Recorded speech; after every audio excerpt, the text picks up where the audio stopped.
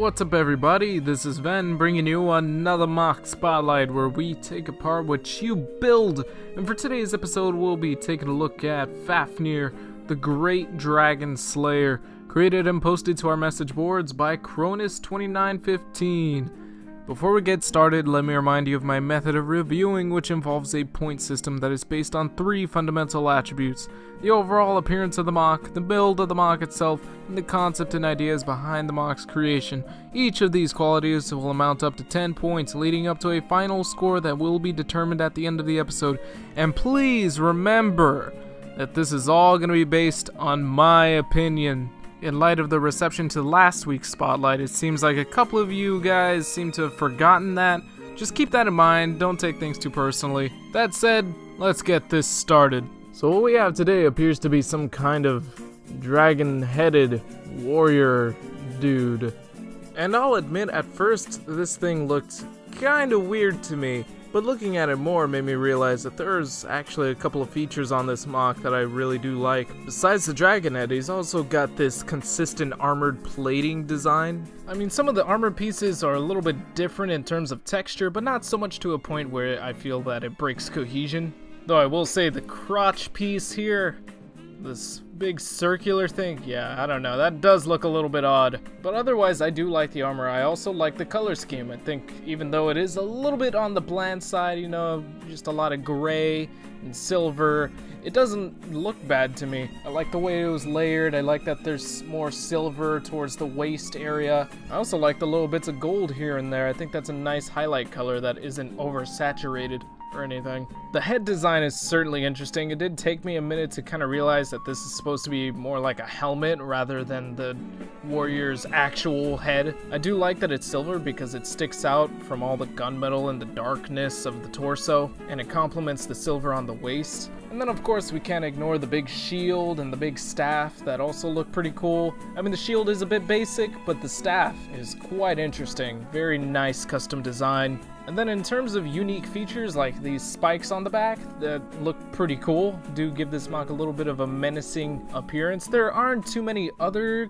defining traits, like there's nothing else too crazy, but I can actually appreciate that because I can still tell just from the few features that it does have that this MOC has some bit of character. Now I will say though, the biggest criticism I do have about this MOC is with the body. It has a couple of wonky proportions. The most noticeable one to me was the tiny feet and the super long legs with the big old thighs. And upon realizing just how thick this guy's thighs are, I noticed that his upper torso looks a bit too small. I mean, it's either that or the legs are just too big. And it's a weird situation because I like the way that the legs look. I do like their design, and I also like the design of the torso. It feels like these elements could be used for 2 different MOCs.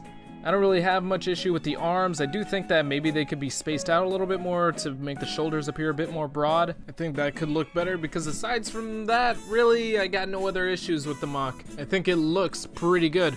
Now the build, on the other hand, that's got a good bit of issues. It does actually look solid for the most part, but the builder has actually stated that this MOC has stability issues, and you can kinda tell. Like, I would imagine that these tiny feet can't really support the rest of the MOC. And I do think this is really the basis of all the instability issues, because really if you gave this guy bigger feet, just something that can properly support all of his bulk, then it should be good. That said, it's a pretty simple fix. Just kind of change up the design of the legs, maybe even free up some space around the waist area so the thighs aren't so restricted, allowing for a bit more lenient posability. And you're all set, because the rest of the MOC, I think, looks fine. It's well articulated, it looks like it can even hold his weapons without much issue. Everything looks compacted and well fit together. Just kind of fix up the legs a little bit and you got a really well-rounded figure. Also, worth noting that this MOC doesn't really have any built-in functions. Oh man, I know that's gonna trigger some of you guys. But you know what, I kinda like it when you get triggered. Conceptually, I'll say this, that the MOC actually does look like it fits the bill. Maybe not perfectly, there are definitely some things that could be improved upon.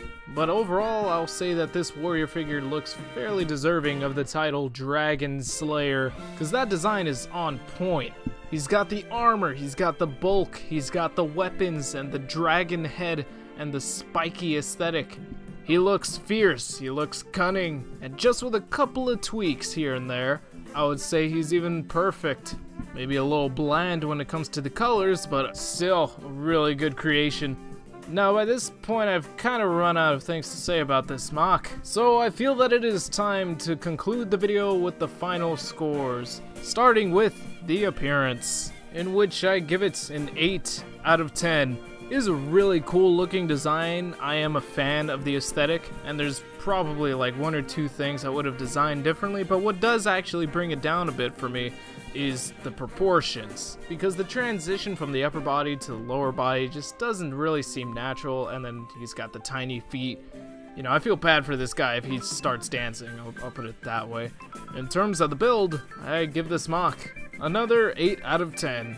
Mostly because of the instability issues, that's why I had to dock down some points, but like I said earlier, for the most part the MOC has a really solid build, really good usage of CCBS, nice custom structure. I just hope that the solution to the problem is as simple as I think it is.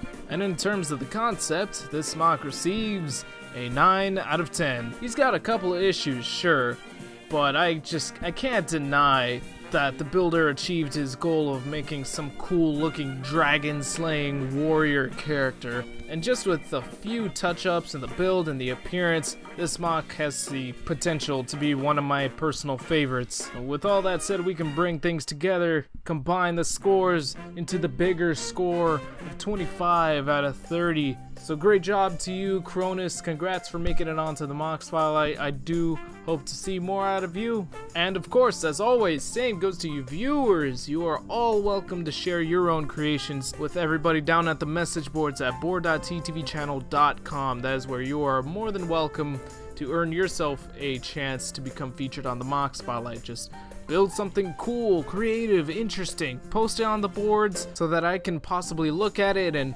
see what you can bring to the table for the rest of us. So, thank you for watching. Hope to see you then. If not, I'll see you all next time.